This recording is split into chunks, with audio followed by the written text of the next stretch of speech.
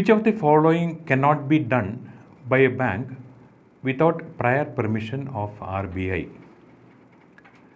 Option A, install ATM at licensed branches. Option B, opening extension counters. Option C, mergers. Option D, assess working capital requirement of borrowers. ഇതിൻ്റെ answer option C ആണ്, merges.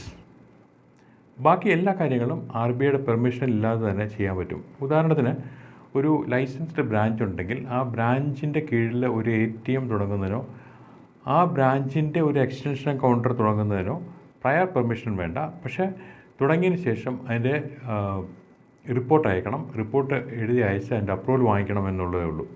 അതേപോലെ assess working capital requirement of borrowers, അതും ശരിയായ ഉത്തരവല്ല.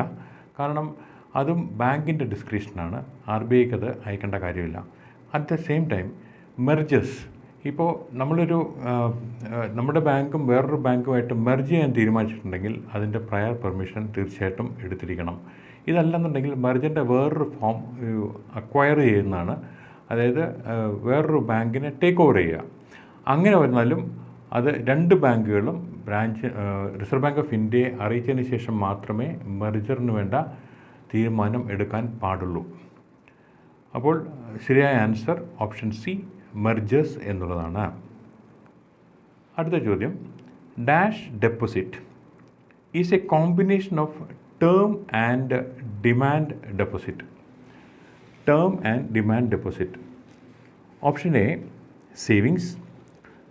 Option B, flexi. Option C, reinvestment. And option D, recurring. അപ്പോൾ നമ്മൾ ഈ ചോയ്സുകൾ നോക്കുമ്പോൾ ഒരു ടേം ഡെപ്പോസിറ്റും ഒരു ഡിമാൻഡ് ഡെപ്പോസിറ്റും ചേർന്നുള്ള ഒരു പ്രോഡക്റ്റ് എന്ന് പറയുന്നത് ഓപ്ഷൻ ബി ആണ്, ഫ്ലക്സി എന്ന് പറയും, ഫ്ലക്സി. ഇനി നമുക്ക് നോക്കാം എന്താണ് ഒരു ഡിമാൻഡ് ലയബിലിറ്റി, എന്താണ് ഒരു ടേം ലയബിലിറ്റി അല്ലെങ്കിൽ ടേം ഡെപ്പോസിറ്റ് അല്ലെങ്കിൽ ഒരു ഡിമാൻഡ് ഡെപ്പോസിറ്റ് എന്ന് നോക്കാം. ഒരു ബാങ്കിനെ സംബന്ധിച്ചിടത്തോളം സേവിങ്സ് ബാങ്ക് അക്കൗണ്ടും കറണ്ട് അക്കൗണ്ടും ഡിമാൻഡ് ഡെപ്പോസിറ്റ്സ് ആണ്. അത് എപ്പോൾ ഡിമാൻഡ് ചെയ്താലും കസ്റ്റമർ ഡിമാൻഡ് ചെയ്താലും അതിലെ ബാലൻസ് ബാങ്ക് കൊടുക്കാൻ ബാധ്യസ്ഥരാണ്. അതേസമയം ടേം ഡെപ്പോസിറ്റ് എന്ന് പറയുന്നത് ഒരു ഫിക്സഡ് ഡെപ്പോസിറ്റാണ്. അത് റീഇൻവെസ്റ്റ്മെൻറ്റ് പ്ലാൻ ആയാലും അല്ലെങ്കിൽ റിക്കറിങ് ഡെപ്പോസിറ്റ് ആയാലും അത് എല്ലാം ഒരു ടേം ഡെപ്പോസിറ്റിൻ്റെ ഫോർമാറ്റിലാണ് വരുന്നത്. പക്ഷേ ഇതിൻ്റെ രണ്ടിൻ്റെയും ഫീച്ചേഴ്സ് ചേർത്ത് ഫ്ലക്സി ഡെപ്പോസിറ്റ് എന്ന് പറഞ്ഞൊരു ഡെപ്പോസിറ്റ് ഉണ്ട്. അത് എങ്ങനെയാണെന്ന് ചോദിച്ചാൽ, ഒരു കസ്റ്റമർക്ക് പറയാം തൻ്റെ സേവിങ്സ് ബാങ്ക് അക്കൗണ്ടിൽ ഒരു പ്രത്യേക എമൗണ്ട് കഴിഞ്ഞാൽ ബാക്കി വരുന്ന എമൗണ്ടിനെ ഒരു FD ആക്കി മാറ്റാം. ഇങ്ങനെ ഒരു സ്റ്റാൻഡിങ് ഇൻസ്ട്രക്ഷൻ കൊടുത്തിട്ടുണ്ടെങ്കിൽ ആ എക്സസ് ആയിട്ട് വരുന്ന എമൗണ്ടിനെ ഒരു ടേം ഡെപ്പോസിറ്റായിട്ട് മാറ്റാൻ സാധിക്കും. ഇതിനാണ് ഫ്ലക്സി ഡെപ്പോസിറ്റ് എന്ന് പറയുന്നത്. എപ്പോഴാണോ ഈ ബാലൻസ് സേവിങ്സ് ബാങ്ക് അക്കൗണ്ടിൽ ഈ പറഞ്ഞിരിക്കുന്ന തുകയിൽ നിന്ന് താഴോട്ട് പോകുന്നത്, ആ സമയത്ത് ഈ FD ലിക്വിഡേറ്റ് ചെയ്ത് ആ എമൗണ്ട് സേവിങ്സ് ബാങ്ക് അക്കൗണ്ടിലേക്ക് പോകും. ഇതാണ് ഫ്ലക്സി ഡെപ്പോസിറ്റ് സ്കീമിൻ്റെ പ്രത്യേകത. അപ്പോൾ ഉത്തരം ഫ്ലക്സി ഡെപ്പോസിറ്റാണ്. അടുത്ത ചോദ്യം, offering additional services to existing customers is called A retail banking, B cross selling, C retail deposit, D retail loan. Offering additional services to existing customers is called retail banking, cross-selling, retail deposit, retail loan. നമുക്ക് പെട്ടെന്ന് നോക്കുമ്പോൾ ഇതെല്ലാം ശരിയല്ലേ എന്ന് നമുക്ക് തോന്നും. പക്ഷേ additional services എന്നുകൊണ്ട് ഉദ്ദേശിക്കുന്നത് ബാങ്കിൽ സാധാരണ ലഭ്യമല്ലാത്ത ഒരു സർവീസ് കൊടുക്കുകയാണെങ്കിൽ അതിനെയാണ് അവർ ഉദ്ദേശിച്ചിരിക്കുന്നത്. അങ്ങനെ വരുമ്പോൾ ഉത്തരം ക്രോസ് സെല്ലിംഗ് ആണ്. That is option B, cross selling. എന്താണ് ക്രോസ് സെല്ലിംഗ്? ബാങ്കിൻ്റേതല്ലാത്തതായ പ്രോഡക്റ്റുകൾ, അതായത് തേർഡ് പാർട്ടി പ്രോഡക്റ്റുകൾ കസ്റ്റമേഴ്സിന് നൽകുന്നതിനെ ആണ് ക്രോസ് സെല്ലിംഗ് എന്ന് പറയുന്നത്. ഉദാഹരണത്തിന് ഇൻഷുറൻസ് പ്രോഡക്റ്റുകൾ, മ്യൂച്വൽ ഫണ്ടുകൾ, ക്രെഡിറ്റ് കാർഡുകൾ ഇവയെല്ലാം ബാങ്കിലെ കസ്റ്റമേഴ്സിന് ലഭ്യമാക്കുന്നതിനാണ് ക്രോസ് സെല്ലിംഗ് എന്ന് പറയുന്നത്. These are all additional services given by the bank on a commission basis. അപ്പോൾ ഉത്തരം ക്രോസ് സെല്ലിംഗ് ആണ് ശരി. അടുത്ത ചോദ്യം, dash is a commitment from the bank on behalf of its client to honour financial commitments in case of defaults. ഒന്നുകൂടെ ഞാൻ ഈ ചോദ്യം വായിക്കാം, കാരണം ഇത് വളരെ പ്രധാനപ്പെട്ടൊരു ചോദ്യമായതുകൊണ്ട്. Dash is a commitment from the bank on behalf of its clients to honour financial commitments in case of default. അപ്പോൾ ഇതിൻ്റെ options: option A letter of credit, option B bank guarantee, option C agency services, option D cross selling. ഇവിടെ most appropriate ആയിട്ടുള്ള answer എന്ന് പറയുന്നത് letter of credit ആണ്. Letter of credit. So option A letter of credit. ഇപ്പോൾ ഒരു bank guarantee അല്ലേ എന്ന് ചോദിച്ചാൽ അതും ബാങ്ക് ഗ്യാരണ്ടി ആണ്. പക്ഷേ ബാങ്ക് ഗ്യാരണ്ടിയിൽ 2 തരം കമ്മിറ്റ്മെൻറ്റ്സ് ആണ് കവർ ചെയ്യുന്നത്. ഒന്ന് പെർഫോമൻസ് ഗ്യാരണ്ടിയും ഫിനാൻഷ്യൽ ഗ്യാരണ്ടിയും. അപ്പോൾ പെർഫോമൻസും ഫിനാൻഷ്യലും 2 വിധത്തിലുള്ള കമ്മിറ്റ്മെൻറ്റ്സും കവർ ചെയ്യുന്നതിൽ ബാങ്ക് ഗ്യാരണ്ടി എന്നുള്ള തരം ശരിയാവുകയില്ല. ഏജൻസി സർവീസ് ആണോ എന്ന് ചോദിച്ചു കഴിഞ്ഞാൽ അതും മോസ്റ്റ് അപ്രോപ്രിയേറ്റ് ആൻസർ പെടില്ല, ക്രോസ് സെല്ലിംഗ് പെടില്ല. അതുകൊണ്ട് ലെറ്റർ ഓഫ് ക്രെഡിറ്റ് ആണ് ഏറ്റവും ശരിയായ answer.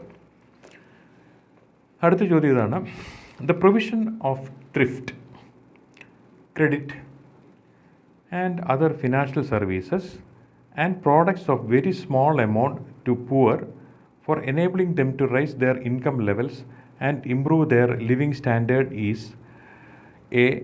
SHG, B. Financial inclusion, option C. BC, option D. Microfinance. ഈ ചോദ്യത്തിൻ്റെ ശരിയായ ഓപ്ഷൻ എന്ന് പറയുന്നത് മൈക്രോ ഫിനാൻസ് ആണ്. ബാക്കിയെല്ലാം വരികയിൽ ചോദിച്ചാൽ ബാക്കിയെല്ലാം വരാം, പക്ഷേ most appropriate answer is micro finance. കാരണം മൈക്രോ ഫിനാൻസിൽ ഈ സെൽഫ് ഹെൽപ്പ് ഗ്രൂപ്പും വരും, അതുപോലെ ഫിനാൻഷ്യൽ ഇൻക്ലൂഷൻ എന്നുള്ള ആ കോൺസെപ്റ്റും വരും. അതേപോലെ തന്നെ ബാക്കിയുള്ള എല്ലാ ചെറിയ രീതിയിലുള്ള അസിസ്റ്റൻസ് ജനങ്ങൾക്ക് കൊടുക്കാനും അതിൻ്റെ പർപ്പസ് ഡെവലപ്പ് ചെയ്യുക എന്നുള്ളതാണ്. അവരുടെ എക്കണോമിക് ആൻഡ് സോഷ്യൽ ഡെവലപ്മെൻറ്റാണ് ഉദ്ദേശിക്കുന്നത്. അതുകൊണ്ട് most appropriate answer is micro finance, that is option D. അടുത്ത ചോദ്യം ഇതാണ്: Know your customer guidelines norms have been introduced on the recommendations made by A. Narasimhan Committee, B. Basel Accord, C. Financial Action Task Force, option D. Raghuram Rajan. ഇതിൻ്റെ ഉത്തരം option C ആണ്. Financial action task force which was formed in the year June 30th, 2012. ശരിക്കും 2002 ഈ task force form ചെയ്തെങ്കിലും അവരുടെ എല്ലാ റെക്കമെൻഡേഷനും വന്നത് June 30, 2012 ശേഷമാണ്. അതുകൊണ്ട് ഫിനാൻഷ്യൽ ആക്ഷൻ ടാസ്ക് ഫോഴ്സ് എന്നുള്ളതാണ് ഉത്തരം. അടുത്ത ചോദ്യം: dash rate is the rate at which RBI accepts deposits from banks. ഇതിൻ്റെ ഓപ്ഷൻസ് ഇതാണ്. Option A reverse repo, option B repo, option C bank, option D interest. Okay, എന്തായാലും ആദ്യത്തെ 2 ഓപ്ഷൻസിൽ ഏതെങ്കിലും ഒന്നായിരിക്കുമല്ലോ ഇതിൻ്റെ ഉത്തരം. ശരിയായ ഉത്തരം എന്ന് പറയുന്നത് ഓപ്ഷൻ എ റിവേഴ്സ് റിപ്പോ എന്നാണ്. ഇവിടെ നമ്മൾ മനസ്സിലാക്കണം എന്താണ് റിപ്പോ, എന്താണ് റിവേഴ്സ് റിപ്പോ എന്നുള്ളത്. ബാങ്കുകൾക്ക് എന്തെങ്കിലും ലിക്വിഡിറ്റി പ്രോബ്ലം വന്നു കഴിഞ്ഞാൽ അപ്പോൾ ആദ്യം സമീപിക്കുന്നത് റിസർവ് ബാങ്ക് ഓഫ് ഇന്ത്യയാണ്. അപ്പോൾ റിസർവ് ബാങ്ക് ഓഫ് ഇന്ത്യ അതിന് ഫണ്ട്സ് കൊടുത്ത് സഹായിക്കുമ്പോൾ അതിന് ഒരു ഇൻട്രസ്റ്റ് ചാർജ് ചെയ്യും. ആ റേറ്റ് ഓഫ് ഇൻട്രസ്റ്റിനെയാണ് റിപ്പോ റേറ്റ് എന്ന് പറയുക. ഇനി ബാങ്കിന് ധാരാളം ഫണ്ട് ഉണ്ടെന്നിരിക്കട്ടെ, ആ ബാങ്ക് റിസർവ് ബാങ്ക് ഓഫ് ഇന്ത്യക്ക് എക്സസ് ഫണ്ട് കൊടുക്കാം. അങ്ങനെ കൊടുക്കുമ്പോൾ റിസർവ് ബാങ്ക് ഓഫ് ഇന്ത്യ ഒരു റേറ്റ് ഈ കൊമേഴ്ഷ്യൽ ബാങ്കിന് നൽകും. ആ റേറ്റിനെ ആണ് റിവേഴ്സ് റിപ്പോ എന്ന് പറയുന്നത്. ഇത് കാലാകാലങ്ങളിൽ മാറിക്കൊണ്ടിരിക്കും.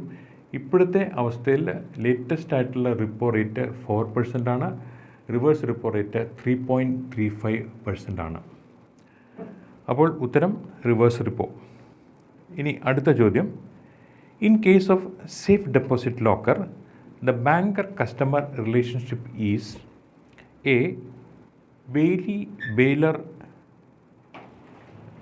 Option B lesser lessee, option C principal agent, option D debtor creditor. ഇതിൽ ശരിയായ ഓപ്ഷൻ എന്ന് പറയുന്നത് ഓപ്ഷൻ ബി ലെസ്സർ ലെസ്സി എന്നാണ്. ഇവിടെ നമ്മൾ ചിന്തിക്കേണ്ട ഒരു വിഷയമുണ്ട്. സേഫ് ഡെപ്പോസിറ്റ് ലോക്കർ എന്ന് പറഞ്ഞു കഴിഞ്ഞാൽ actually bank is lending or leasing a small portion to its customers to keep it their valuables. അതുകൊണ്ട് അവിടെ വാടകയാണ് വാങ്ങിക്കുന്നത്. അതുകൊണ്ട് തന്നെ റിലേഷൻഷിപ്പ് ലെസ്സർ ലെസ്സി റിലേഷൻഷിപ്പാണ്. അപ്പോൾ റെൻ്റാണ് നമുക്ക് ഈ സേഫ് ഡെപ്പോസിറ്റ് ലോക്കറിന് കിട്ടുക. അതുകൊണ്ട് തന്നെ relationship between the banker and the customer is lessor lessee in the case of safe deposit locker. അടുത്ത ചോദ്യം ശ്രദ്ധിക്കാം. Protection under section 131 of NI act is available to collecting bank. Option A only if the check is crossed. Option B, only if the check is not crossed. Option C, only if the check is given by the drawer. Option D, none of the above. ഇതിൽ option A only if the check is crossed എന്നുള്ളതാണ് ഏറ്റവും ശരിയായ ഉത്തരം. ഇനി നമുക്ക് section 31 എന്താണ് പറയുന്നത് എന്ന് ഒന്ന് ശ്രദ്ധിക്കാം. Section 131 of NI act gives protection to the collecting banker under the following conditions. അല്ലെ, ഒരു കണ്ടീഷൻ എന്ന് പറയുന്നത് the check collected should be a crossed check. The check should be collected in the account holder. And third one, the account should be properly introduced. ഈ 3 കാര്യങ്ങൾ പ്രധാനപ്പെട്ട കണ്ടീഷൻസാണ്. ഈ കണ്ടീഷൻസിൽ നമുക്കിവിടെ തന്നിരിക്കുന്ന ചോയ്സ് എന്ന് പറയുന്നത് only if the cheque is crossed എന്നുള്ളതാണ്. അതുകൊണ്ട് ആ ചോയ്സാണ് നമ്മൾ സെലക്ട് ചെയ്യേണ്ടത്. അടുത്ത ചോദ്യം ഇതാണ്.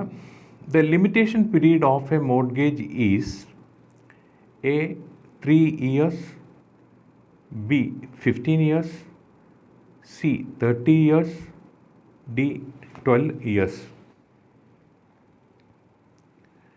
ഇതിൻ്റെ ശരിയായ ഉത്തരം എന്ന് പറയുന്നത് ഓപ്ഷൻ ബി ആണ്. ഓപ്ഷൻ ഡി ആണ്, 12 years. 12 years എന്നുള്ളതാണ് ശരിയായ ഉത്തരം. ഇനി എന്താണ് ലിമിറ്റേഷൻ പീരീഡ് എന്ന് ചോദിച്ചു കഴിഞ്ഞാൽ, ഒരു ഡോക്യുമെൻ്റ് ഉണ്ടായിക്കഴിഞ്ഞാൽ അതിൻ്റെ കാലാവധി ഒരു പീരീഡ് കഴിഞ്ഞ് മുമ്പോട്ട് പോകാൻ സാധിക്കില്ല. അപ്പോൾ അതാണ് ലിമിറ്റേഷൻ ലോ പറയുന്നത്. ലിമിറ്റേഷൻ ആക്ട് 1963 പ്രകാരം ഏത് ഡോക്യുമെൻറ്റിനും ഒരു വാലിഡിറ്റി പീരീഡ് ഉണ്ട്. ആ വാലിഡിറ്റി പീരീഡിനെ ആണ് ലിമിറ്റേഷൻ പീരീഡ് എന്ന് പറയുന്നത്. സാധാരണ ഉള്ള എഗ്രിമെൻറ്റുകളെല്ലാം 3 വർഷമാണെങ്കിൽ മോർഗേജിൻ്റെ കേസിൽ അത് 12 വർഷമാണ്. 12 വർഷത്തെ കാലാവധിക്ക് ശേഷം അത് എക്സ്പയർ ആകുന്നതിന് മുമ്പ് അത് പുതുക്കണം. എങ്കിൽ മാത്രമേ ആ ലിമിറ്റേഷൻ പീരീഡ് ഫർദറായിട്ട് നമുക്ക് അടുത്ത ഒരു 12 വർഷത്തേക്ക് കൂടെ പുതുക്കാനായിട്ട് സാധിക്കുകയുള്ളൂ. ഇതിന് സാധാരണ ബാങ്കുകൾ ഒരു ലെറ്റർ വാങ്ങിക്കാറുണ്ട് ബോറോവറുടെ അടുത്ത് നിന്ന്. ഇതിനെയാണ് debt acknowledgement cum linking letter എന്നാണ് ഇതിന് പറയുന്നത്. അത് ഒരു ഡോക്യുമെൻറ്റേഷൻ്റെ ഭാഗമായിട്ടാണ് നമ്മൾ സ്വീകരിച്ച റെക്കോർഡുകളിൽ സൂക്ഷിക്കുന്നത്. അടുത്ത ചോദ്യം, introduction is not necessary in one of the following case. Option A joint account, option B minor account, option C illiterate account, option D trust account. ഇതിൻ്റെ ശരിയായ ഉത്തരം എന്ന് പറയുന്നത് ഓപ്ഷൻ ഡി ആണ്, ട്രസ്റ്റ് അക്കൗണ്ട്. അപ്പോൾ എന്തുകൊണ്ടാണ് ട്രസ്റ്റ് അക്കൗണ്ടിൽ ഒരു ഇൻട്രഡക്ഷൻ വേണ്ടാത്തത് എന്ന് ചോദിച്ചാൽ, ഏതൊരു ട്രസ്റ്റ് അക്കൗണ്ട് തുടങ്ങുമ്പോഴും ട്രസ്റ്റ് ഡീഡിൻ്റെ കോപ്പി നമ്മൾ വാങ്ങി വെക്കാറുണ്ട്. Trust deed itself is an introductory document. അതുകൊണ്ട് തന്നെ വേറൊരു പ്രത്യേക ഇൻട്രൊഡക്ഷൻ വേറൊരു കസ്റ്റമറിൽ നിന്നും ആവശ്യമില്ല. അതുകൊണ്ടാണ് ഈ ഉത്തരം ശരി എന്ന് പറയുന്നത്. അടുത്ത ചോദ്യത്തിലേക്ക് കിടക്കാം. In one of the following insurance is not arranged by the bank. Which is that? Option A, gold pledge to the bank in gold loan account. Option B, stocks hypothecated to bank.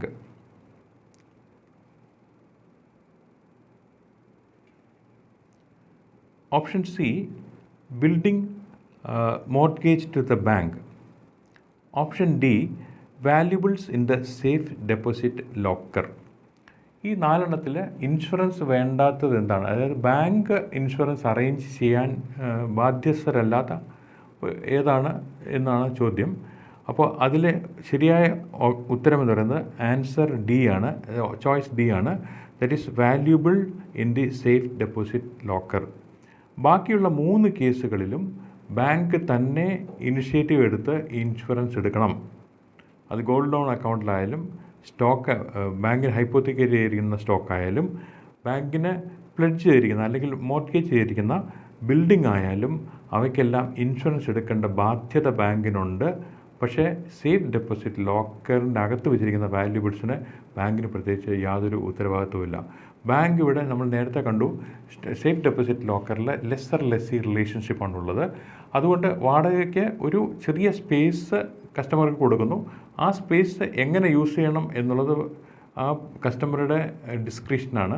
അപ്പോൾ അതിനകത്ത് എന്ത് സാധനം വെക്കണം എന്നുള്ളതും കസ്റ്റമറാണ് തീരുമാനിക്കുന്നത്. Banker അറിയുന്നില്ല ഏത് സാധനമാണ് ലോക്കറിനകത്ത് വെച്ചിരിക്കുന്നത് എന്നുള്ളതുകൊണ്ട്. അതുകൊണ്ട് തന്നെയാണ് അതിന് ഇൻഷുറൻസ് എടുക്കാനുള്ള ബാധ്യത ബാങ്കിനില്ല. കാരണം ബാങ്കിന് അതിനകത്ത് വെച്ചിരിക്കുന്ന വസ്തുവിൻ്റെ വാല്യുവേഷൻ നടത്താൻ സാധിക്കില്ല.